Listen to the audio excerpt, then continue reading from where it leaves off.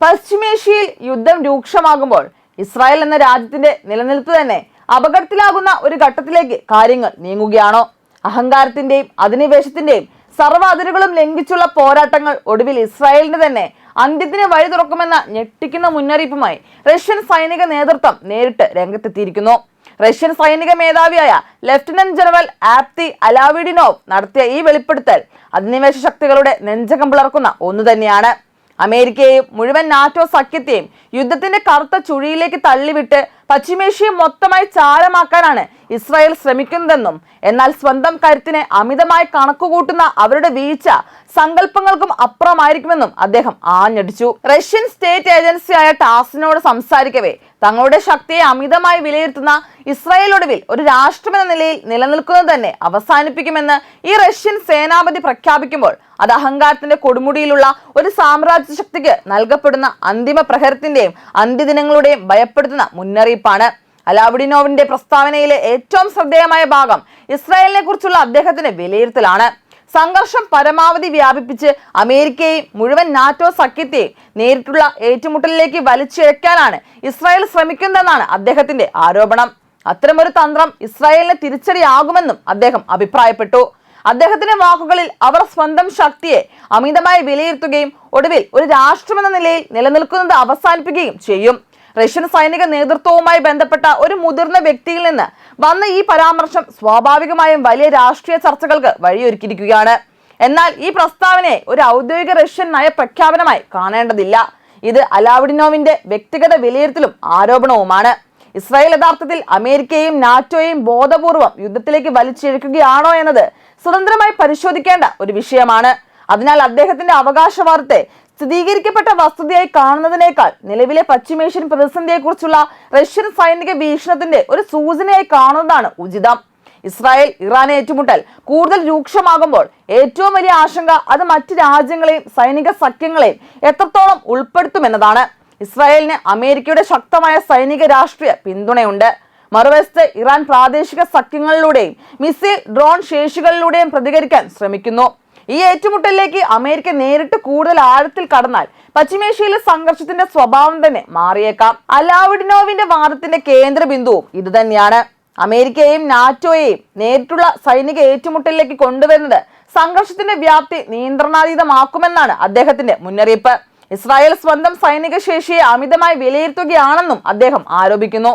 എന്നാൽ ഇസ്രായേലിന് ശക്തമായ വ്യോമസേന, മിസൈൽ പ്രതിരോധ സംവിധാനങ്ങൾ, ഇന്റലിജൻസ് ശൃംഖല, അമേരിക്കൻ പിന്തുണ എന്നിവയുള്ളതിനാൽ ഈ വിലയിരുത്തലിന് എത്രത്തോളം സൈനിക അടിസ്ഥാനം ഉണ്ടെന്നത് മറ്റൊരു ചോദ്യമാണ്. ഇതിനിടെ അമേരിക്കൻ പ്രസിഡന്റ് ഡൊണാൾഡ് ട്രംപിന്റെ ഇറാനുമായുള്ള നയതന്ത്ര സമീപനവും ആശയക്കുഴപ്പം നിറഞ്ഞ ഘട്ടത്തിലൂടെയാണ് കടന്നു പോകുന്നത്. ഇറാനുമായി ചില ഘട്ടങ്ങളിൽ പോസിറ്റീവ് ചർച്ചകൾ നടന്നിരുന്നുവെന്ന റിപ്പോർട്ടുകൾ പുറത്തു വന്നെങ്കിലും ഇറാൻ ഒരു കരാറിന് തയ്യാറാകുന്നതുവരെ ചർച്ചകൾ മുന്നോട്ട് കൊണ്ടുപോകുന്നതിൽ നിന്ന് അമേരിക്ക പിന്നോട്ട് പോകുന്നുവെന്ന സൂചനകളും വന്നിട്ടുണ്ട്.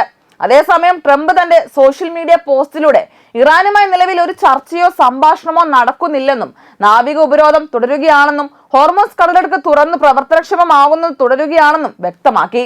ഇത് നയതന്ത്രത്തിനൊപ്പം സാമ്പത്തികവും സൈനികവുമായ സമ്മർദ്ദം നിലനിർത്താനുള്ള അമേരിക്കയുടെ ശ്രമമായി വിലയിരുത്താം. റഷ്യയുടെ നിലപാട് മനസ്സിലാക്കാൻ പശ്ചിമേഷ്യയിലെ അതിന്റെ താല്പര്യങ്ങളും പരിഗണിക്കേണ്ടതുണ്ട്. അമേരിക്കൻ സ്വാധീനം മേഖലയിൽ ഉടനീളം വർദ്ധിക്കുന്നത് റഷ്യക്ക് തന്ത്രപരമായി വെല്ലുവിളിയാണ്. അതേസമയം ഇറാനുമായി റഷ്യക്ക് രാഷ്ട്രീയ, സാമ്പത്തിക, പ്രതിരോധ മേഖലകളിൽ അടുത്ത ബന്ധമുണ്ട്. അതിനാൽ അമേരിക്ക ഇസ്രായേൽ കൂട്ടുകെട്ടിനെതിരായ കടുത്ത റഷ്യൻ പ്രസ്താവനകൾക്ക് വിശാലമായ ഭൗമരാഷ്ട്രീയ പശ്ചാത്തലമുണ്ട്. റഷ്യ യുക്രൈൻ യുദ്ധം തുടരുമ്പോൾ തന്നെ അമേരിക്കയും യൂറോപ്യൻ രാജ്യങ്ങളും റഷ്യക്കെതിരെ വലിയ സമ്മർദ്ദം ചെലുത്തുന്ന സാഹചര്യമാണ്. ഈ പശ്ചാത്തലത്തിൽ പശ്ചിമേഷ്യയിൽ അമേരിക്കൻ സൈനിക ഇടപെടൽ കൂടുതൽ വർദ്ധിക്കുന്നത് റഷ്യക്ക് മറ്റൊരു തന്ത്രപ്രധാനമായ വെല്ലുവിളിയായി മാറാം. അതിനാൽ അമേരിക്കൻ സൈനിക ശക്തി ഒരേ സമയം ഒന്നിലധികം മേഖലകളിൽ വ്യാപിക്കപ്പെടുന്ന സാഹചര്യം റഷ്യ ശ്രദ്ധയോടെ നിരീക്ഷിക്കുകയാണ്.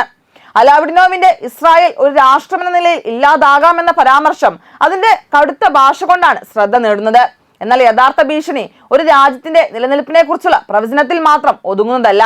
പ്രധാന ആശങ്ക ഒരു പ്രാദേശിക യുദ്ധം അമേരിക്ക, ഇറാൻ, ഇസ്രായേൽ ഏറ്റുമുട്ടലായി മാറുകയും അതിലേക്ക് മറ്റ് ശക്തികൾ കൂടി വലിച്ചിഴക്കപ്പെടുകയും ചെയ്യുമെന്നതാണ്. അത്തരം സാഹചര്യം ഉണ്ടായാൽ സൈനിക ആക്രമണങ്ങൾ മാത്രമല്ല, എണ്ണ വിതരണം, കപ്പൽ ഗതാഗതം, വ്യോമപാതകൾ, പ്രാദേശിക സൈനിക താവളങ്ങൾ, സൈബർ മേഖല, ആഗോള സാമ്പത്തിക വിപണി തുടങ്ങിയവയും ബാധിക്കപ്പെടാം. ഗൾഫ് മേഖലയിലെ അമേരിക്കൻ സൈനിക താവളങ്ങൾ ആക്രമിക്കപ്പെടാനുള്ള സാധ്യത, ഹോർമൂസ് കടലിടുക്കിലെ കപ്പൽ ഗതാഗതത്തിന് ഭീഷണി, ഇറാന്റെ മിസൈൽ ഡ്രോൺ ആക്രമണങ്ങൾ, ഇസ്രായേലിന്റെ തിരിച്ചടികൾ എന്നിവ പരസ്പരം പ്രതികരണ ചക്രം സൃഷ്ടിക്കാനുള്ള സാധ്യതയും നിലനിൽക്കും. അതുകൊണ്ട് തന്നെ അലാവുഡിനോവിന്റെ വാക്കുകളിലെ ഏറ്റവും പ്രധാനപ്പെട്ട മുന്നറിയിപ്പ് സംഘർഷം എത്രത്തോളം വികസിപ്പിക്കാനാകും എന്നതല്ല, അത് എവിടെ നിർത്താനാകും എന്നതാണ്. അമേരിക്കയും ഇറാനും തമ്മിലുള്ള നയതന്ത്രവാതിൽ പൂർണ്ണമായി അടയുകയും സൈനിക സമ്മർദ്ദം തുടർച്ചയായി ഉയരുകയും ചെയ്താൽ ഒരു ചെറിയ സംഭവത്തിന് പോലും വലിയ സൈനിക പ്രത്യാഘാതങ്ങൾ ഉണ്ടാകാം. ചുരുക്കത്തിൽ ഇസ്രായേൽ ഒരു രാഷ്ട്രമെന്ന നിലയിൽ ഇല്ലാതാകുമെന്ന റഷ്യൻ ജനറലിന്റെ പ്രവചനം യാഥാർത്ഥ്യമാകുമോ എന്നത് ഇപ്പോൾ പറയാനാകില്ല. എന്നാൽ അദ്ദേഹത്തിന്റെ പ്രസ്താവന അവഗണിക്കാനാവാത്ത ഒരു വലിയ ഭൗമരാഷ്ട്രീയ അപകടത്തിലേക്കാണ് ശ്രദ്ധ ക്ഷണിക്കുന്നത്. പശ്ചിമേഷ്യയിലെ ഓരോ ആക്രമണവും ഇനി പ്രാദേശിക അതിർത്തികൾക്കുള്ളിൽ മാത്രം വിലയിരുത്താൻ കഴിയാത്ത അവസ്ഥയിലേക്കാണ് കാര്യങ്ങൾ നീങ്ങുന്നത്. അമേരിക്ക നേരിട്ട് എത്രത്തോളം ഇടപെടും? ഇറാൻ എങ്ങനെ പ്രതികരിക്കും? ഇസ്രായേലിന്റെ അടുത്ത നീക്കം എന്തായിരിക്കും? റഷ്യയും മറ്റു ശക്തികളും എങ്ങനെ പ്രതികരിക്കും?